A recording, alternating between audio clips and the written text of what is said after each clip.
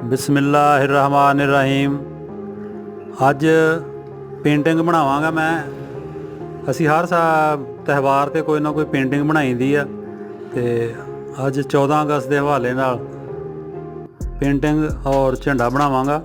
दूसरा ये सी कि अज सानू अल्हम्दुलिल्लाह 1 साल हो गया गुलजारे फन चैनल नू शुरू कीते नू ते अज साडी सालगिरह भी है इस चैनल दी।